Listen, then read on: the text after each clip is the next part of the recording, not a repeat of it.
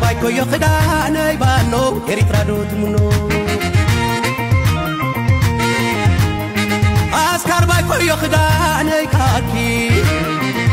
أسكار بايكو يخدعني كاكي عليك وادقلكي إنا بلو زصحو ليس عدك قبلكي بقرين أي تلمكن أنا ون رومي أنا وني بريتكم قطفون سلام تقدر تفعبت ميديا خميت سنحو أنا تصبوا الله خصتكم تصبوا تلولي تسفى نجبركم بارنا بتجي زي ما تجي الله خبلكم حبينا نكاتل له مجلس من جستير تراوس يوزر له نسمعيه حبينا نكاتل عين حنك زي بلو سلبتا بكلتا تكمتي كلتاشن إسران حموشن من يسر قديات وصاي إثيوبيا نوانا صحفي حبرات هاجرات أنطوني غوتيريز نخلاي غزي نايكس دبدابي صحيفهم أبز حلفة سنوون إرتا نحوحاتن فانون بمدقاف أب كرامات كلتاشن إسران حموشن سفيح مدقعات خطفن ولنا مدب حيز الله زبل كسي أغرب منباري ذكر أمونغو سبتات إرتان إثيوبيان حنسابن حوارون بحقز تعاصوا قداي بملعال سلئن قرحنتن مقهار تتخايلون كينات نمبرع سرعات بلتقنا نلعلق للتعامتات كايدو تصنحة زان سب زغسل كي زمتا بحارس تخطاتله إرترا كتكسسي زتصبام مخنياتو عنقص كلت فقد 4 تشارتر حبرات هاجرات انصار لالاونت غزاتا وحدنتن بوليتيكاو ناصنتن حنت ابال هاجر حيل متقام كونه بمتقام حيل مفرح زيف قدن وغزنيو نزقند متكل هاغراو زندناتا حزب متحاز بلصقنا علتاو كبال بزخل مدغغام ابسترخ بمدرخاتنا غاطاميتاتن بمقدي استفلالي بوليتيكاون وتادراون مرحتي للالاونتن غزاتا وحدنتن إرترا زدافر مغلصيتات كغاوح صنحلهم محبراو ميديا زنطفو لوخاتو انصار إرتران حزبان زكايدو زلو حصور زمته دما مسدمميو غزوف استراتيجيك لتمايات حنصيصنا لنا ابقربا غزي ودب كلونا يو إريتشا نعمتا ابغماغم بحري خنبعلوينا حيل بحري زقمنا له مخنيات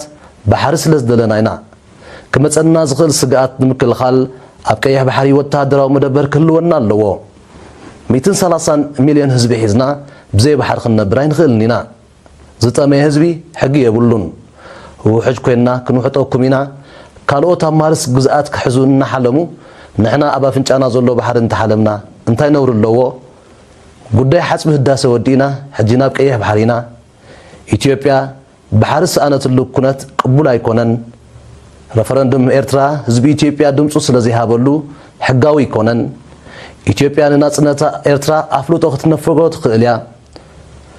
ሓሙሽ ዓመታት ተጸቢና ካብዝን ለዓለኽን ኣገዝ ኣይንኽእልኒና ኩናት ዘይተረፊዩ ቀሪቡ ተወሊዑ ሰራዊት ኣብ ዶብ ተጸጊዕሎ ኣጆናይ ንፍራሕ ኣምላኽ ብልጽግና ሒዝና ንኽእል ኢና ቀሊል እዩ ግዜው ናይ ወስደልናንዩ እንተወሰደ ሳለስትዩ نوح الحقز ونشف ميسايلات علنا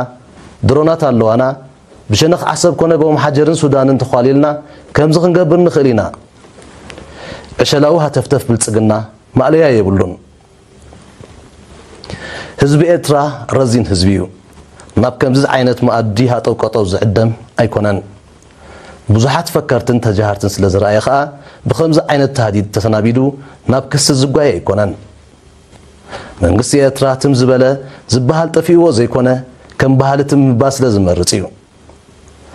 ፕሬዝዳንት ኢሳያስ አፈወርቂ አወር ሐምለ 2025 ንማዕከና ዜና ውሽተ ሃገር ኣብዝሃቦ ቃል ምሕተት በዚህ ስዕብ ቃላት ነዝ ጉዳይ እዚ ብዘይ ወላውል አንጽርወዩ ሸዋት ናይ ኩናት የብልናን ኣብ ልዕሊ ጎርባብትና ሕቶ ወይ ጥሙሕ ናይ ገዛቱን የብልናን እንተ ዳ ተጠቂና ግን ከመይ ጌርና ነፍስና ከምንከላኸል ንፈልጥ ኢና እዚ ታሪኽና ዝምስክሮዩ ሰልፊ ብጽግና ድሮናት ናይ ነዊሕ ርሕቀት ሚሳይላትን ካልእን ከም ዝዓደገ ብጉራይ ይዛረብ ኣሎ ማዕበላዊ መጥቃዕቲ ኣብ ልዕሊ ኤርትራ ክፍጽም ከም ዝኽእል እውን የፈራርሕ ኣሎ እዚ ጥዑይ ኣእምሮ ዝሓስቦ ይኮነን ታሪኽ ዘይፈልጡ ወገናት ጥራይ እዮም ከምዚ ዝብሉ ሕጂ እውን መልስና ንህዝቢ ኢትዮጵያ ኣብ ዘይደልዮ ዕናዊ ኩናት ኣይተእትውዎ ሽግራትኩም ኣብ ምፍታሕ ኣተኩሩ ዓዲ ወዓሉ ዝብል እዩ بعد نوح تمكره حزب ኢትዮጵያ ውን እንትኾነ ነዚ ሳልሳይ ዓመቱ ቀሪቡ ዘሎ ቆዘማ ባሕሪ እዝኒ ሃቦን ኣጉል ሕልሚ ምህሙን ምጉት ምዃኑ ስለዝፈልጥ ከምቲ ብልጽግና ዝተጸበዮ ኣይደንቆረን ሆይሉ ኣይተሓዙን ይበለን ብስቃት ህዝቢ ኢትዮጵያ ተስፋ ዝቆረፀ ብልጽግና ድማ ጭንቀቱን ዓረገ ክመጽእ ምጽንሕሩ እዩ እዚ ዓይኒ ሕንከት ዘይብሉ ናይ ስልበጣ ክሲ ጉሉሕ መርኣያናት እዩ ምስለ ዓረብ ከም ዝብሎ ነገር ብልጽግና ሃሪምን በኺዩ ቀዲምን ጠሪዑ እዩ ብልጽግና ኣብ ናይ ሕጂ ክሱ እቲ ኣብ ወልድያን ካልእ ከባቢታት ክልል ኣምሓራን ብሓይልታት ፋኖ ዝወርዶ ዘሎ ዘሰንብር መጥቃዕቲ ምድፍፋ ናይ ኤርትራን ሕወሓትን ኣለዎ ኢሉ ኣሎ ባዕልኻ ሓወ ኣውጊድካ የጉህረለይ ኣለዎ ኢልካ ካብ ምጥራዕ ንላዕሊ ዝሕፍር ነገር እንታይ ክህሉ ይኽእል ክሲ ብልጽግና ኣብ ልዕሊ ኤርትራ ሓድሽ ተርእዮ ኣይኮነን ቀዳሞት ስርዓታት ኢትዮጵያ ናብ ውድቀት ዘምልሖም ብዘቤታዊ ድኻማት ንምሽፋን ኢዶም ናብ ኤርትራ እናወጣወጡ እዮም ሓሊፎም ታሪክ ደጊሱ ብልጽግናውን ባዕሉ ብዝፈጸሞ ስትራቴጂያዊ ጌጋታት ኣብ ከቢድ ወጥሪ ምስ ኣተወ ብናይ ሓሶት ክሲ ምድንጋጽ ማሕበረሰብ ዓለም እያ እንተረኸበ በዚ ኤርትራ ዝብል ፍሉይ ቁዘማ ይልሎ ኣሎ እንተኾነ ዘቤታዊ ፀገም ኩሉ ሳዕ ውፅኢት ባዕላዊ ድኻም እዩ ንኻልኦት ብምጥቃንን ብምኽሳስን ዝፍታሕ ድማ ኣይኮነን ከምዚ ክንሰምዖ ፀናሕና መግለፂ መንግስቲ ኤርትራ ነዚ ዝመስል ኢትዮጵያ ንልዕሊ 2 ዓመት ባሕሪ ክትብል እዝና መቸም ሰልችዎ እዩ ንምስማዕ እዚ ባሕሪ ክንውንን ኢና ቀሪብና ኢና 130 ሚሊዮን በፂዕና ኢና ኣይደኖ መዓስዮም ፈቂዶሞም ንህዝቦም ማይ ዘይቀረቡሲ ወይ ድማ بدرك زمو زلو حزبهم زي قربولو مسراتاو طلبات بزعبا 130 حزبهم مخانوس معاشم قصيرمو ازون حتو يو بايزوي ازو حتو ينبعلو ግን ينقيلو مالتيو ممكحي تقوملو حجون لقنا خريوخم زغننا اندحر تخاتاتيلنا ازناي قدب اباي زورودو عنوت ابلع السودان انت عينت يندحريلنا مچم حزب السودان بعلو فلطو رخيبو زلو ناتشورال ايكونن كون يلن كفيتومو وي خبعقن العلي مليء دي خوينو ايدنو كم زغفتو يدفلت كبعقن لعلنا بسودان كوحس كم زغبرو تزي كفتو نيرمسي كومو اي مخونن ባህርያው ነገር ክገጥም خئليو كملئ خئلي رباطات ግን እዚ ካው ሕልፍ ዝበላይ ንሱዳን ደምሲሱ ኣሎ እንድሕር ተኸታቲና ኢትዮጵያ ንጎራብታ ሓንቲ ግብረ ሸበራዊት ሃገርያ ወላ ማይ ቡምባ ትጥቀመሉ ኢኻ ማይ ኣጽዋር ትጥቀመሉ ኢኻ እዚ ዓበይቲ ዲጋታት ከም መሳርያ ትጥቀመሉ ኢኻ ልክዕ ከምዚ ኖታጊ ንሱዳን ሲ ደማሲስዋ ኸይድሎ ኣብዚ ዋን እዚ ንሱዳን ደውሉ ዝማጎተላ መንግስት ዳርጋ የለን ክትብል ትኽእል ኢኻ ምክንያቱ በቲ ኩናት ተወጢሩ ዘሎ መንግስቲ ከምዚ ዓይነት ማይ ናብ ሱዳን ብምስዳድ ህዝቢ ሱዳን ረኺብዎ ዘሎ ባዕሉ ፈልጥ እንታይ ዕንወት ኣውሪድሎ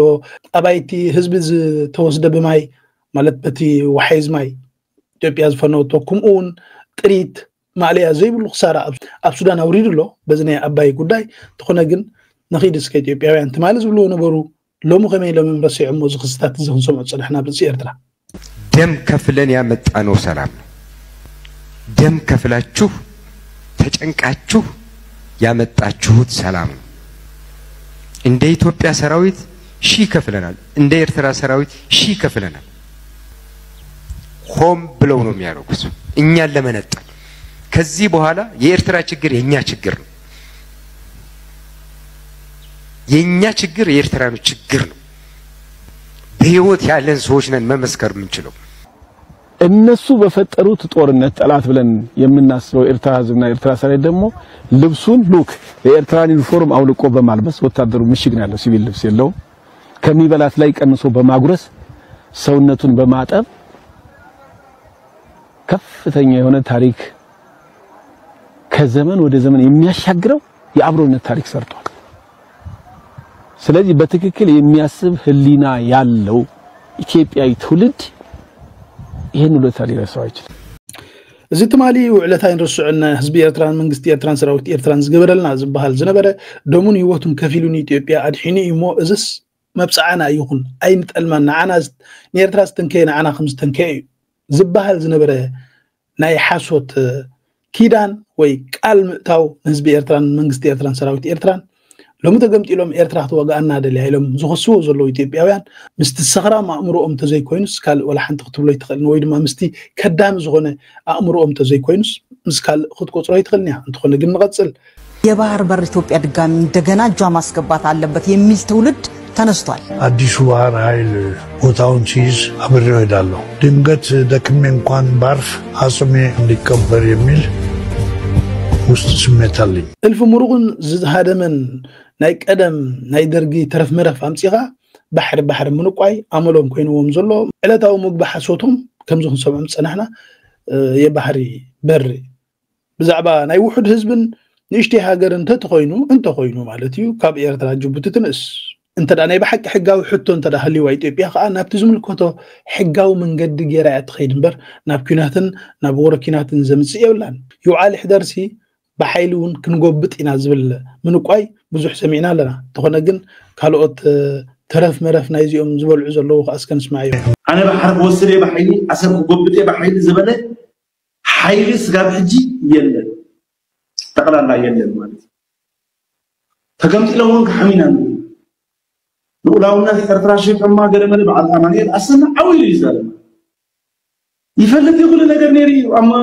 ሚሳራ ነሪ መበጋስ ኮይኑ አታ غير سموت ወደ ኻሳብ ተሻራተ ምሪና ይለምኒ ገለመለይሊ ይተሪፍ دحر ترغيبوا بسون ستالين حدا هفتام تقراوي اما قويبو عسيبو مالتي ገንዘብ تعسيبو نابز حجي وديقوم مزلو وديقوم كرورو يبلو مالتي عسب شيء يوم تايم عندي تاعنا عسب كيشن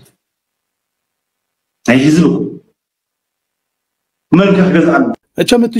شيوطات كبل كلون سبات يدنقك انت كنا جن كم زخن سمت صنحنا نحسب بحيل كورر يخوسد يزبله يلن نبلنا له مچم عالم مولود سمعو زلو تخنا جن اتي سغا ادغز لمدح انت تغبر يتخلنا خنا دحيو سغا ادغز لزلمده خبت طرمره سغاني ادغب ليعم ينادحالو نتو مسؤز نبرت مالي نعومون يندحومالو غدفنا عنان ايرتراويان مالتي تخنا جن حسب بحيل خنول شينا زبل እዚ ሰብ ብኡዝኒ ሰምዐን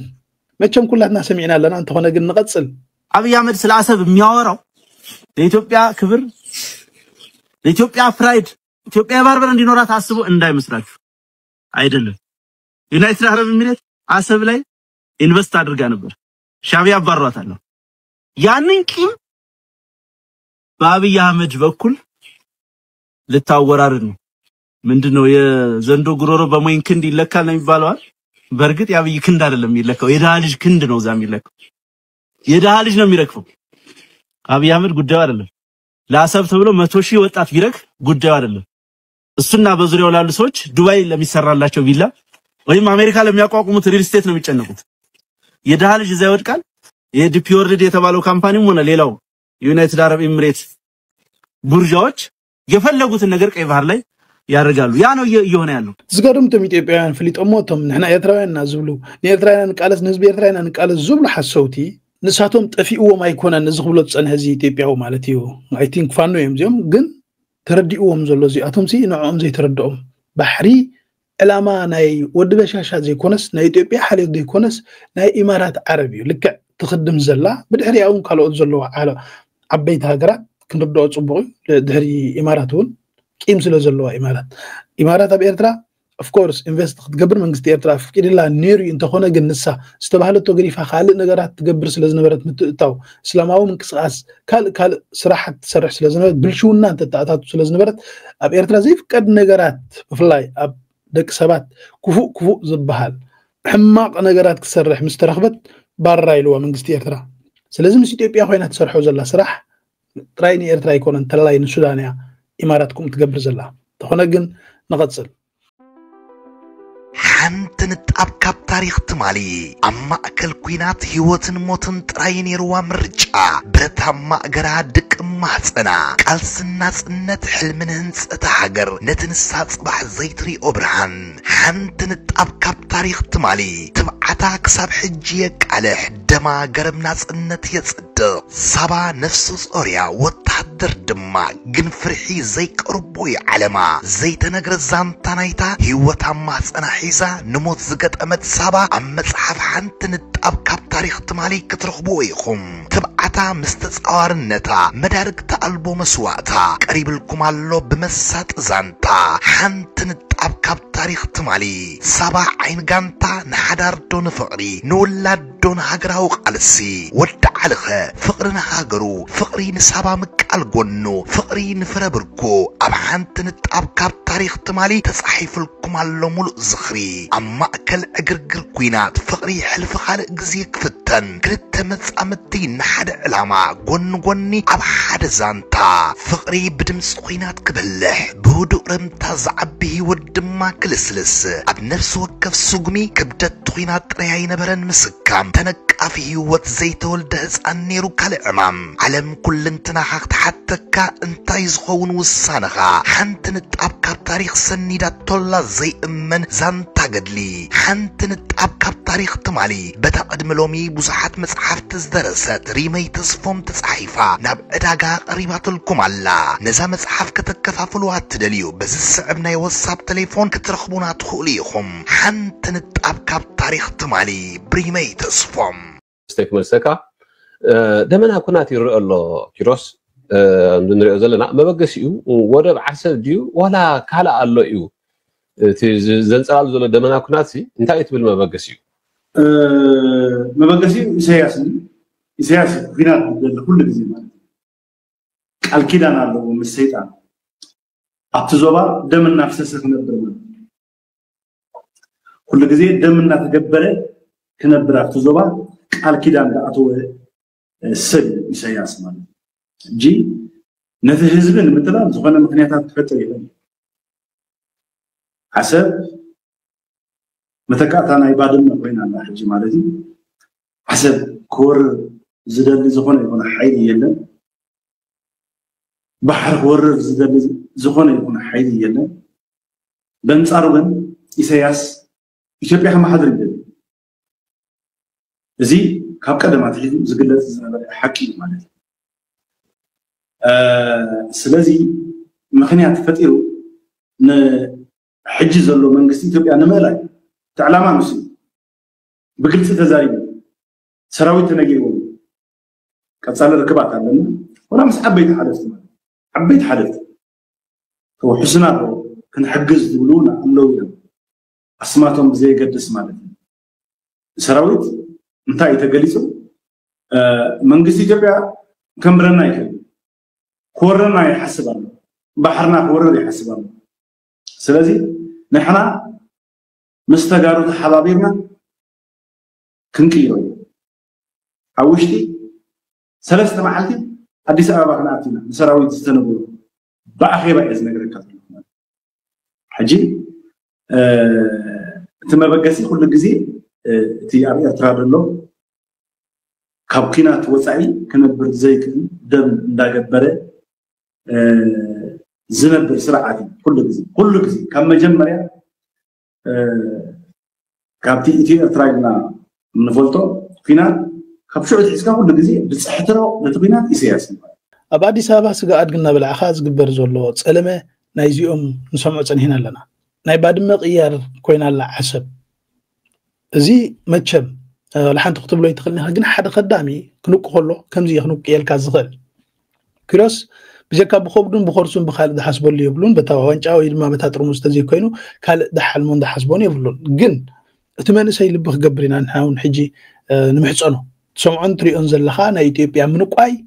كم زلوا جن دفنا بيلو من قستي إرترا نيني تمريتنا إثيوبيا يونا تيزبلا ويبزعبانا إثيوبيا قدايت ألقاتي تسرح ويد الزارب ولا حنتي يلا قل من سيل بقبر أبزي عزق تخاخي تأتو أبزي تاخيلا خاخي تأتو أبزي شجر كاخي تأتو السطراي كل جزء معدنا مخنياتو يؤكبوا خيام زلو كتفوقها تمالي مولو إثيوبيا يعني يترحن تخجب رأيك ألن حجون تقبرو نجار يبلان عفيرو نبتا مريتي يخم الله كم زمان تلا نتيران أبايدا كم يعني إثيوبيا نجار تخنا جن نايزي قداي يصدممي إسكان غيد ناي أبي سراويت ويدما فلي حيل ناي إثيوبيا زبهل ناي أوروما حيل مهانو صبو غير خرد أكالو መከላከያ ሰራዊቱ በጣም እየተዳከመ በመምጣቱ የኦሮሚያ ልዩ ኃይል በከፍተኛ ቁጥር ከከባድ መሳሪያትና ከፍተኛ ትጥቆችን በመያዝ ለልዩ ኃይል አባላት የማይፈቀድ በአገሪቱ የሚከለከል ከባባድ መሳሪያዎችን ፒቲአር የሚባሉ ተሽከርካሪ ታንኮችን የጎማ ተሽከርካሪ ታንኮችን በመያዝ በአውሮፕላንም ባገኘው ክፍት መንገድን በሙሉ ወደ ባህር ዳር ወደ ላሊበላ ወደ ወልዲያ እና ወደ ቆቦ ከተሞች እያስገባ መሆኑና አሁን ጦርነቱ በኦሮሚያ ልዩ ኃይል ተዘጋጅቶ የከረመው ለ38 ጊዜ ወታደራዊ ስልጠና የወሰደው እና በከፍተኛ ደረጃ ትጥቅ የያዘው የኦሮሚያ ልዩ ኃይል ወደ አማራ ክልል ገብቶ ከፋኖ ኃይሎች ጋር ትንቅንቅ ለማድረግ እንደሆነ መረጃዎች ጠቁመዋል። ነገር ግን የሚያውቁት የፋኖ ኃይሎች በተለያየ ቦታ በመቁረጥ ትናንትና ሙሉ ቀን ማለት በሚያስችል ደረጃ 12 ሰዓት ሙሉ የፈጀ ማከላከል መልሶ ማጥቃት በኋላ ማጥቃት ካደረጉ በኋላ በተለይ ጊራና የሚባለው ቦታ ሳይደርስ እየሳቡ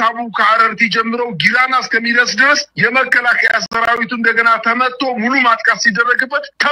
ተበታትኖ እጅ እየሰጠ እንደሚገኝና በተደረገው ውጊያ በዚህ በአራትና በሶስት ቦታ ላይ በተደረገው ውጊያ ከአረርቲ እስከ ጊራና አካባቢ በተደረገው ውጊያ ከ120 በላይ የመከላከያ ሰራዊት በትናንትናው ዕለት እንደተደመሰሰ ነው መረጃዎች የሚያመላክቱት። በርካታ ሰራዊት እጅ ሰጥቷል። በአጠቃላይ በወሎ አካባቢ እየተደረገ ያለው ጦርነት መጀመሪያም ተዳክሞ በመንፈስ ተዳክሞ ስለሚመጣ ወደ ዋናው ውጊያ ሲገባ ቶሎ እጅ ሊሰጥ ምናልባትም ራሱን በደንብ አድርጎ መከላከል የማይችል ሩጦ ማምለጥ የማይችል ጫማው የከበደው የውጊያ ልምድና ተሞክሮ የሌለው ሰራዊት ወደፊት በማሰለፍ ራሳቸው ነባር የመከላከያ ሰራዊቶች ወደ ኋላ ሆነው የመከላከያ ሰራዊቱን ወጣት ህፃን ታዳጊዎችን በኋላ ወደፊት ገስግስ እያሉ ከኋላ እየተቆሱ እያስፈጇቸው እንደሆነና በጣም የሚያሳዝነው ነገር የመከላከያ ሰራዊት አባላት ተመተው ወድቀው በብዛት ጋሸና አካባቢ በቪዲዮ እንደታየው ተመተው ወድቀው እጅግ በጣም በሚያሳዝን ሁኔታ የፋኖ ኃይሎች እያለቀሱ ሲቀብሯቸው በቪዲዮ ተለቋል። እና እንዲህ የፋኖ ኃይል እዛ በጋሸና ቅርብ ቦታ ላይ ሲናገር ምንድነው ያለው?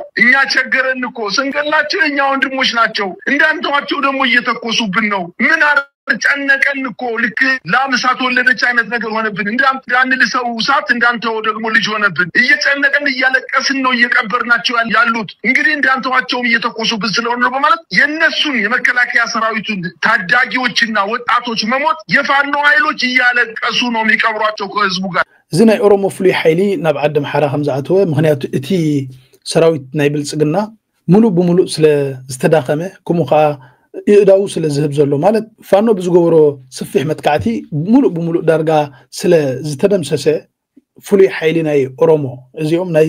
አብይ አሕመድ ሰራዊት ማለት እቲ ሰራዊት ናይ ኢትዮጵያ ዝበሃል ስለ ዝተዳኸመ እቲ ናይ አብይ አሕመድ ሰራዊት ማለት ብናቱ ጉጅለ ወይ ድማ ብናቱ ብሄር ወይ ከዓ ብናይ ኦሮሞ ኃይሊ ኢሉ ኦሮሞማ ብልጽግና ኦሮሞ እንዲ ዝበሃል እዚ ናይ ብልጽግና ኦሮሞ ዝብል እጂ ኦሮሞ ሁሉ ሙሉ ብሙሉ ማለት አይኮነን ግን ገለ ክፋል ምስኡ ተዋሂዱ ተሰርሕ ዘሎ ብሄር ኮይኑ ፍሉይ ኃይሊ ናይ ኦሮሞ ናይ አብይ አሕመድ ማለት እዩ ናብ ዓዲ አምሓራ ብብዝሒ ተንቀሳቂሱ ከም ዘሎ ብከቢድ ብረት ወይ ከቢድ መሳርያታት ከም በዓል ታንኪ ከምኡን ካልእ ከበድቲ ኣፅዋር ሒዞም ናብ ዓዲ አምሓራ ይጉዝጉሱ ከም ዘሎ ዓዲ አምሓራ ኣትዮም ከም ዘሎ ይዝግለጽ ዘሎ እዚኦም እውን ወላ ሓንቲ ለውጢ ዘምጽኡ የብሎምን ግን ናይ ኢትዮጵያ ነገር ከምዚ እዩ ዘሎ እቲ ንሶም ዝገብርዎ ዘሎ መጥቃዕቲ ብብሄር ከዓ እዩ نمحرا كم يجركا تدنونه تمالي نتجري كم يجركا تدنو تصوت نروح جهانا محرا مالتي ينتخونا جن تخصي ناب إيرتران ناب تجري نزل لاجو بوزلو سلز حيلو فانو سلز حيلو إيرتران هو حتى يتصوتوا لي اللو قصهم يمزد كوع نزلو إيرتران تجري ينزد كعن نزلو أمس فانو خوينا إلكا كونا إلكا كستات زجبر زلو نايتوبيا 500 ريال نحن نسمع زلنا يوتي قد دايجن فلي حيلي أورومو ናብ ዓዲ አምሓራ ወሪዱ ዘሎ ስለእቲ ናይ ኢትዮጵያ ሰራዊት ዝተዳኸመ ተኾነ ግን ገና እቶም ሽንፍላ ናይ ትግራይ ኣብ ኢትዮጵያ ኮይኖም ዝገብርዎ ዘለው እስከ ንስማዕዮ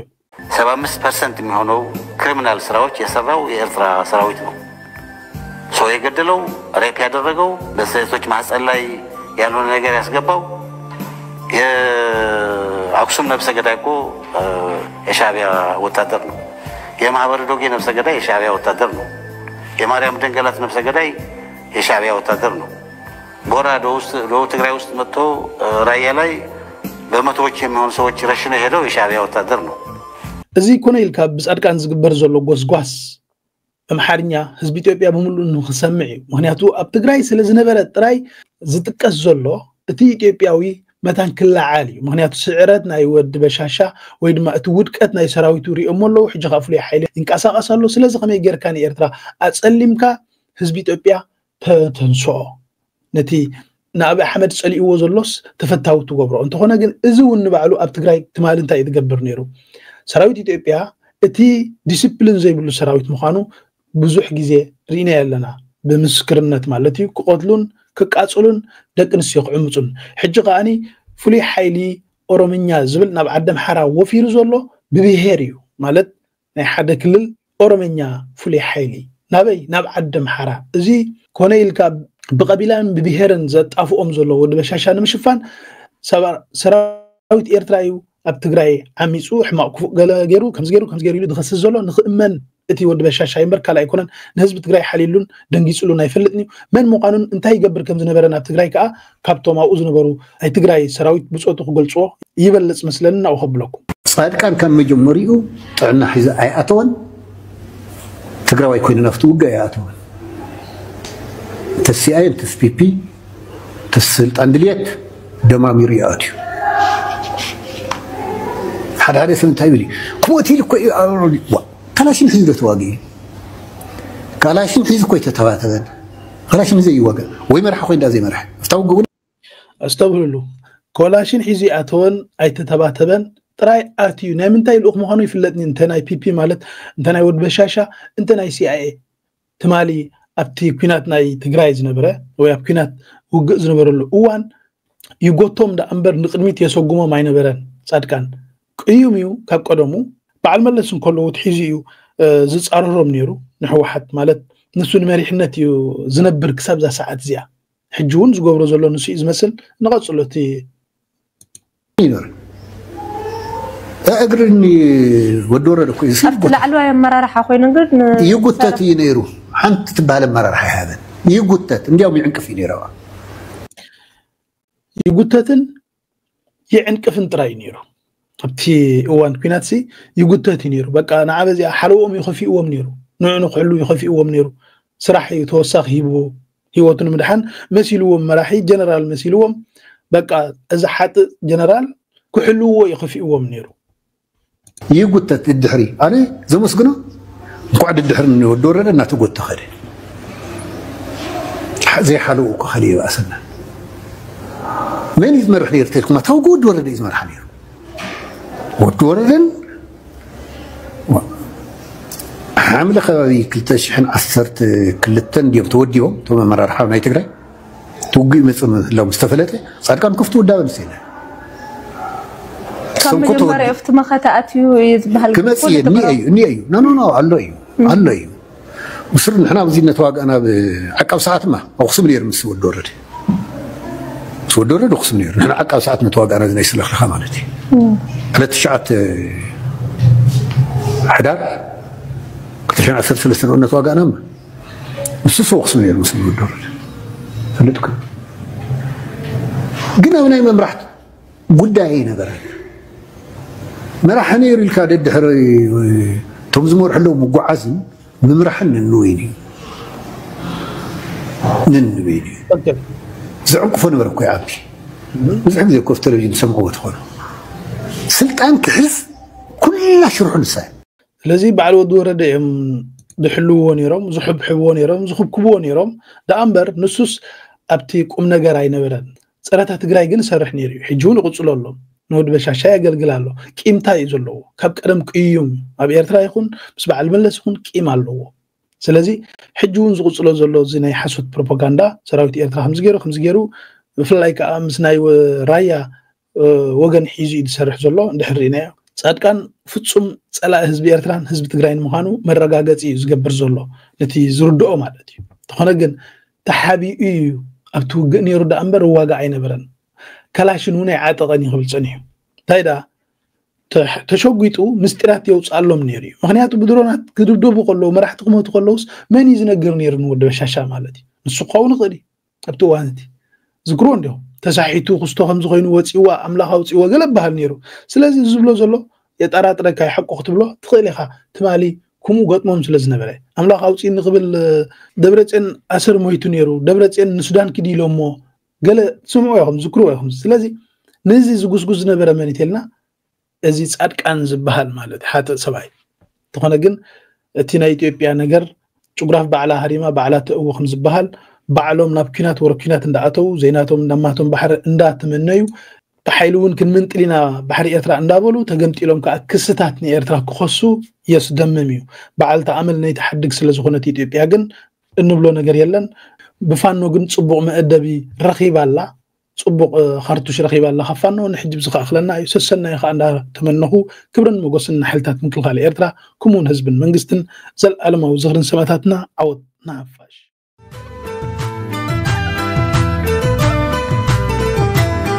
حق عدكو حول زنارو